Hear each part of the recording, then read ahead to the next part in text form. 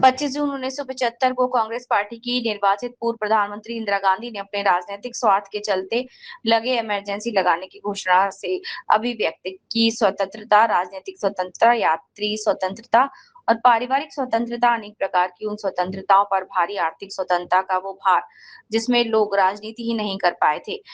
अन्याय काल था। जबलपुर की मझौली विधानसभा 5 बार के विधायक, पूर्व चिकित्सा शिक्षा मंत्री मध्य प्रदेश अजय बिश्नोई ने बताई आपातकाल की पीड़ा। Umesh Shukla, editor, Vande Bharat news channel, Delhi के साथ। दर्शकों नमस्कार, मैं Umesh Shukla, editor MP Vande Bharat news के लिए। आज हम जबलपुर में हम भारतीय जनता पार्टी के कद्दावर नेता और 5 बार विधायक रहे मझौली विधानसभा क्षेत्र और फिर पाटन विधानसभा क्षेत्र, और 1980, 1984 और आपातकाल सारी परिस्थितियाँ बुजुर्ग बिश्नोई जी ने देखी हैं और आपातकाल को जिया है। और आपातकाल के ही काल में बिश्नोई जी को भारतीय जनता पार्टी, जनसंघ, जनता युवा मोर्चा, ऐसे बहुत सारे दलों से परिचय हुआ, जहां पर राजनीतिक कद हमेशा बढ़ता गया।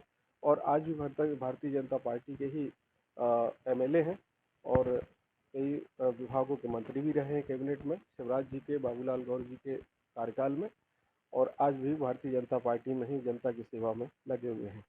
हम उनसे जानेंगे कि आपातकाल को कांग्रेस ने लागू किया था। हम आपातकाल पर ही चर्चा करेंगे कि जो लागू किया था वो जनता के लिए कितना सही था, नेताओं के लिए कितना सही था, और उसमें भारत की राजनीति का क्या नुकसान हुआ। जो उसे कहते हैं कि ये आपातकाल इमरजेंसी हमारा सिरमौर था, तो उसे भारतीय जनता पार्टी उलट ये कहती है कि ये जनता के अवनयन और राजनीति के पतन और पत्रकारिता और बहुत सारी मीडिया हाउसेस के पतन का कारण था। तो हम बात करते हैं आपातकाल में अजय बिश्नोई जी से। अजय जी नमस्कार। वंदे भारत आपके दर्शकों को भी नमस्कार, शुक्ला जी आपको भी नमस्कार। वंदे भारत न्यूज चैनल में आपका स्वागत है। अजय जी, हम जानेंगे कि आपातकाल जो 1975 में लागू हुआ था, 25 जून 1975, इंदिरा गांधी काफ़ी प्रभावी नेता थी और उस समय एक ही दल अच्छा हुआ करता था, कांग्रेस। अच्छा मतलब बड़ा दल हुआ करता था। तो इसमें जो आपातकाल, जो आज भाजपा 50 साल बाद ये कह रही है कि ये आपातकाल नहीं था, ये अन्यायकाल। तो ये अन्यायकाल कैसे था और कांग्रेस के लिए अच्छा काल कैसे था, थोड़ा सा दर्शकों को हमारे बताएंगे। भाजपा के कहने से कुछ अन्यायकाल नहीं है, वो अन्यायकाल था। ये 1977 के चुनाव में भारत की जनता जनार्दन ने अपना चुनावी फैसला देके कह दिया था, उसके खिलाफ वोट करके बता दिया था।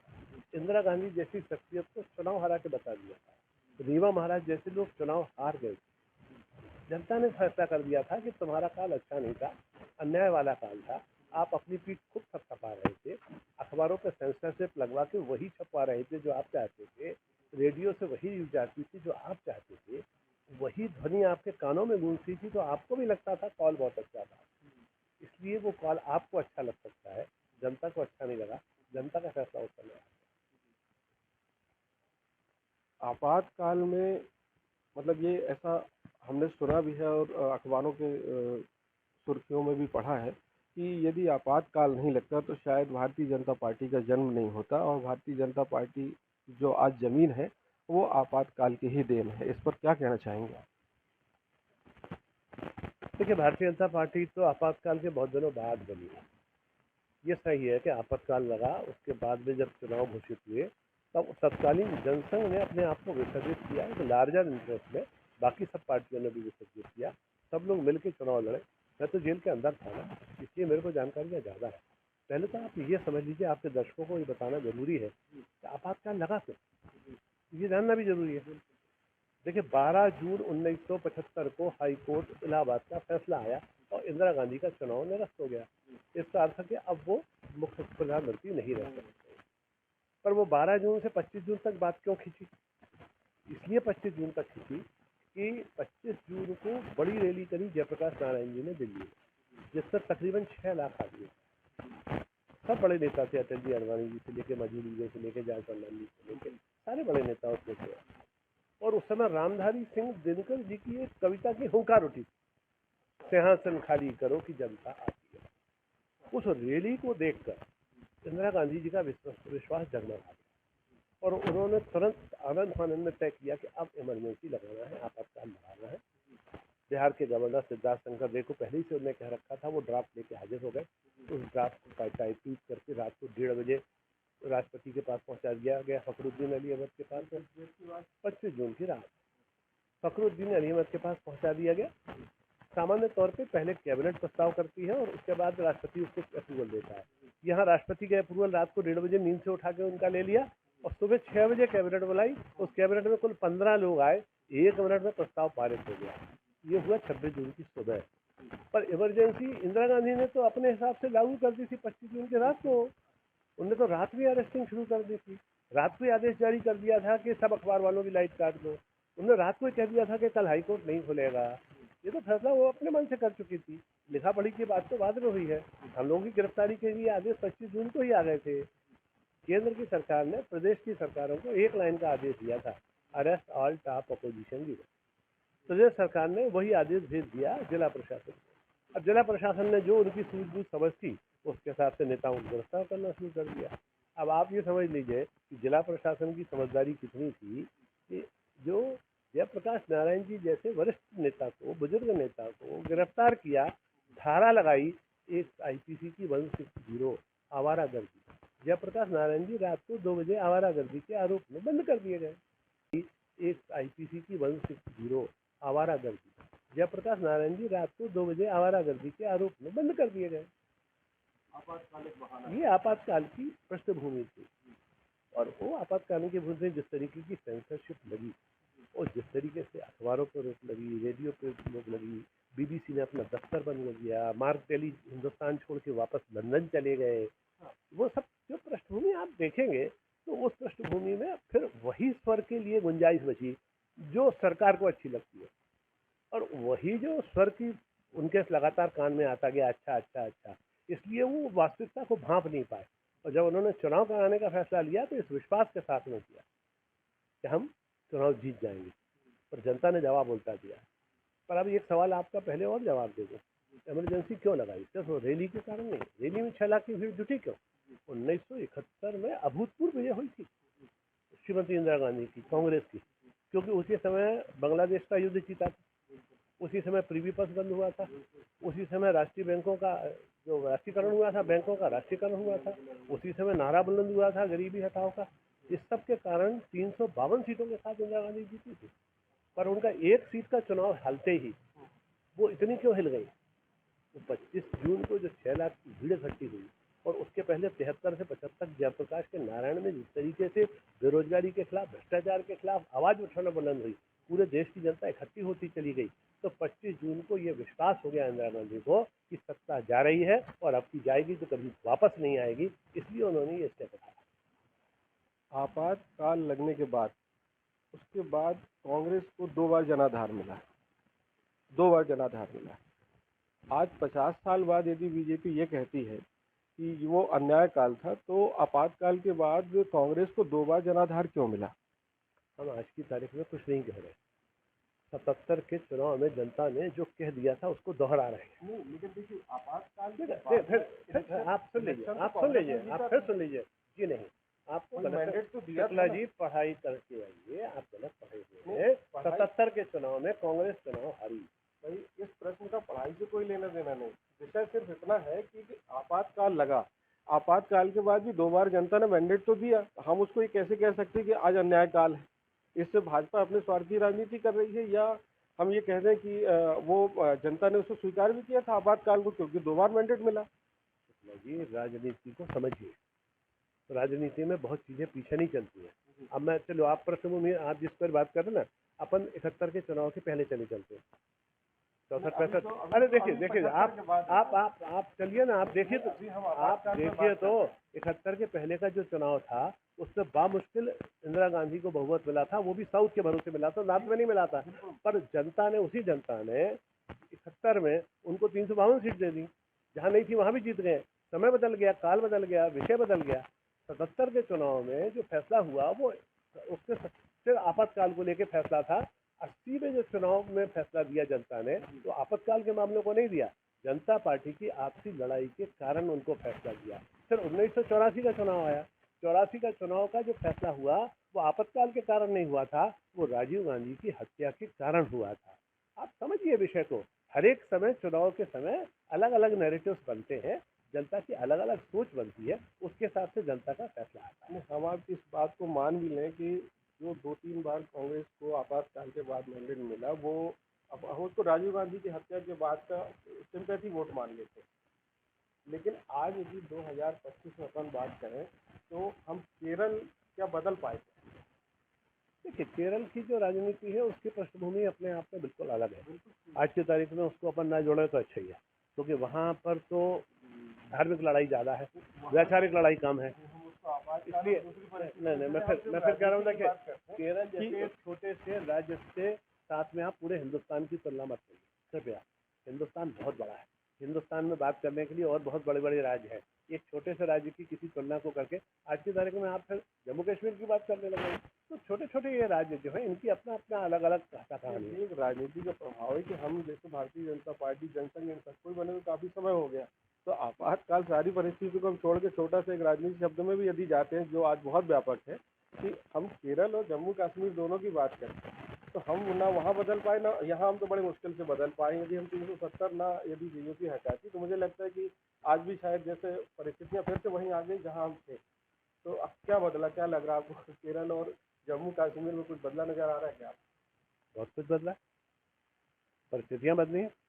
जम्मू एंड कश्मीर में जो आदमी भारतीय जनता पार्टी को या हमारे प्रधानमंत्री या हमारे नेता का नाम लेने तैयार नहीं था, आज आप जाके देखिए हर आदमी इनकी तारीफ करते मिलेगा, मोदी जी की तारीफ करता चलेगा। वोट तो फिर भी बीजेपी जैसी जगह में सरकार तो हम फिर भी नहीं बना पाए। ईस्टर्न स्टेट में जो है आपके असम जैसी जगह, त्रिपुरा जैसी जगह, आज की तारीख में क्या बोलबाला बीजेपी का बना, कैसे बना? ये तो नहीं था उस समय, 77 या 75 में तो नहीं था। ये तो फिर एक बार जैसे ही मौका मिला भारतीय जनता पार्टी को मजबूत होने का, तो ये उनकी संगठन की कला है, उनका नेतृत्व जो है। आज पिछले 10-11 साल में यदि भारतीय जनता पार्टी मजबूत हुई है तो मोदी जी के कुशल नेतृत्व के कारण, सरकार की पॉजिटिव नीतियों के कारण, आम आदमी को पहुंचता हुआ लाभ के कारण, देश जिस द्रुत गति से विकास की तरफ बढ़ रहा है उसको देखते हुए कई ऐसे कारण हैं जिसके कारण भारतीय जनता पार्टी मजबूत होती चली गई। आपातकाल 50 साल पीछे चले गया, एक बात नहीं, 50 साल बाद उसको देखते हुए कई ऐसे कारण हैं जिसके कारण भारतीय जनता पार्टी मजबूत होती चली गई।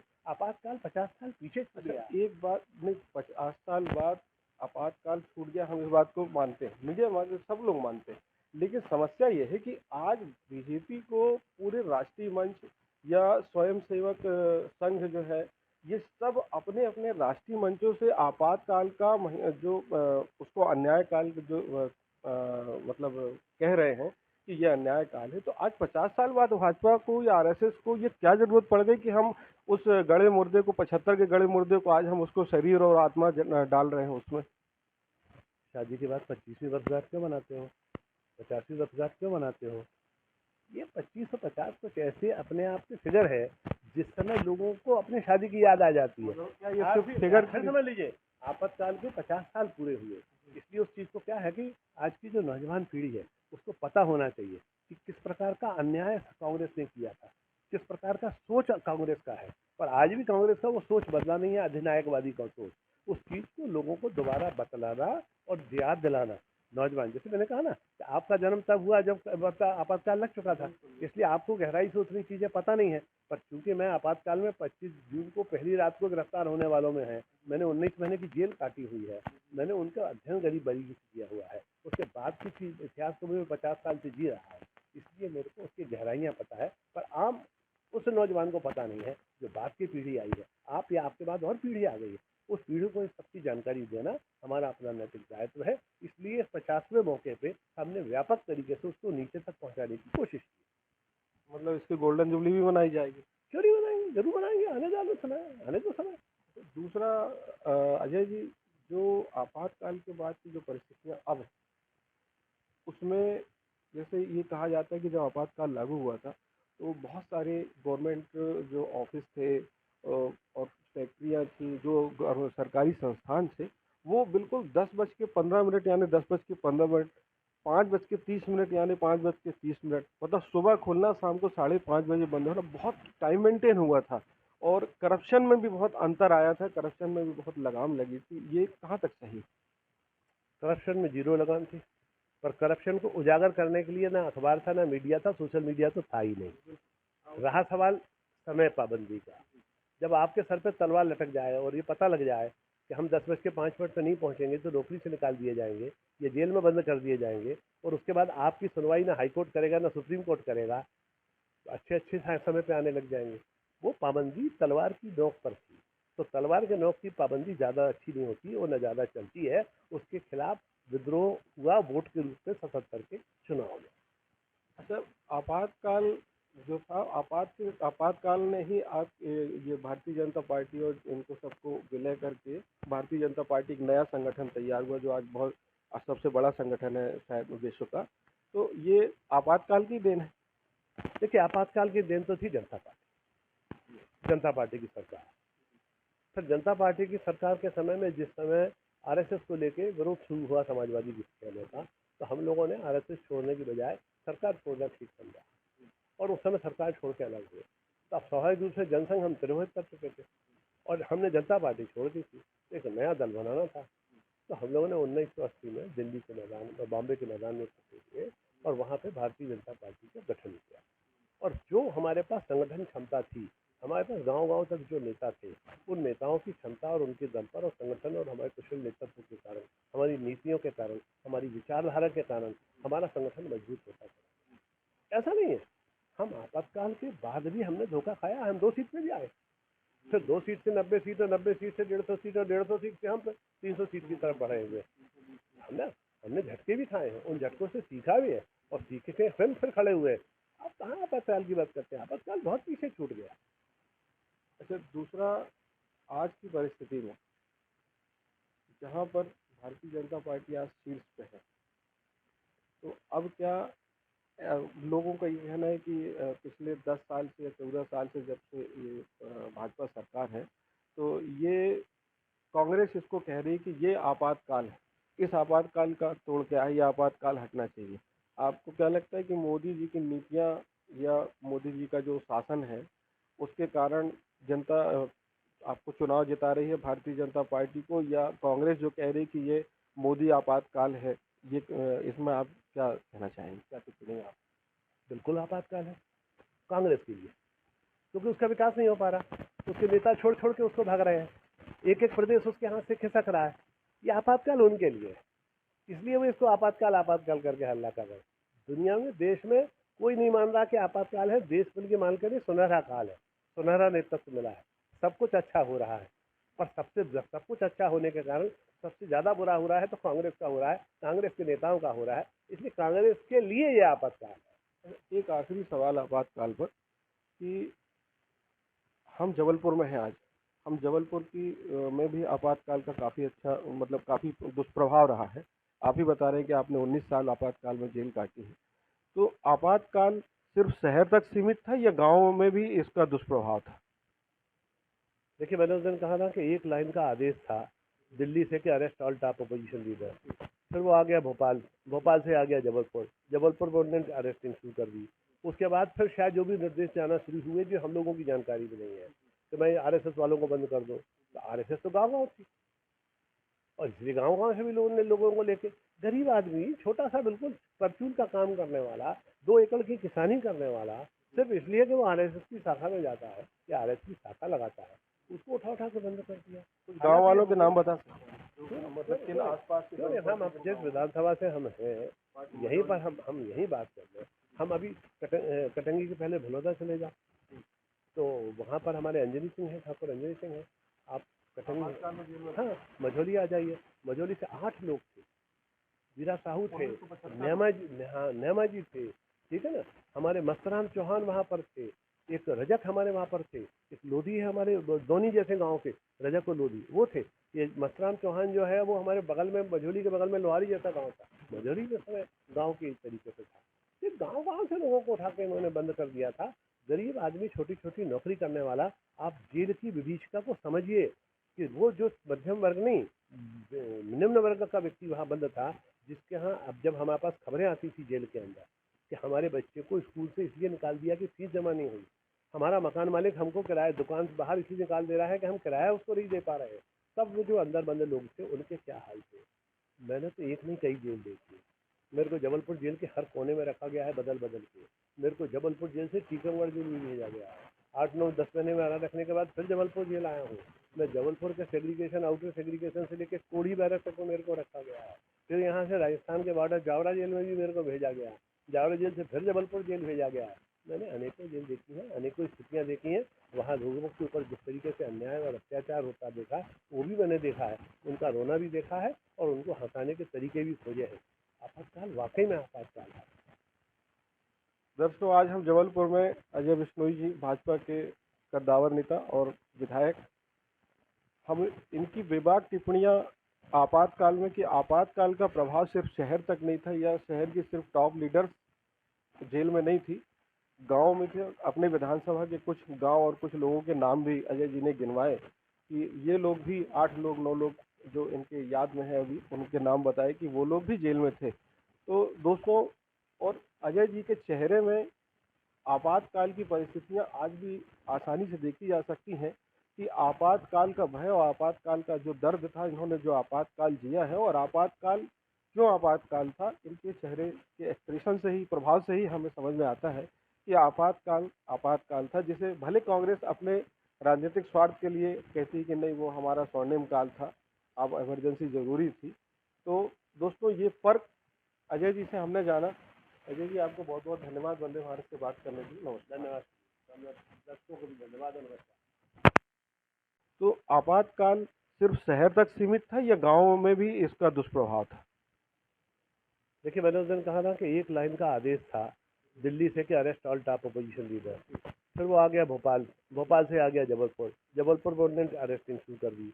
उसके बाद फिर शायद जो भी निर्देश जाना शुरू हुए जो हम लोगों की जानकारी भी नहीं है कि मैं आरएसएस वालों को बंद कर दूँ। तो आरएसएस तो गाँव गाँव थी और इसलिए गाँव गाँव से भी लोगों को लेके गरीब आदमी, छोटा सा बिल्कुल परचून का काम करने वाला, 2 एकड़ की किसानी करने वाला, सिर्फ इसलिए कि वो आरएसएस की शाखा में जाता है या आरएसएस की शाखा लगाता है, उसको उठा उठा के बंद कर दिया। कुछ गांव वालों के नाम बता सकते हैं, मतलब किन क्यों आसपास के नहीं, हम जिस विधानसभा से हम हैं यहीं पर हम यहीं बात कर रहे हैं। हम अभी कटंगी के पहले भलोदा चले जाओ तो वहाँ पर हमारे अंजनी सिंह हैं, ठाकुर अंजनी सिंह हैं।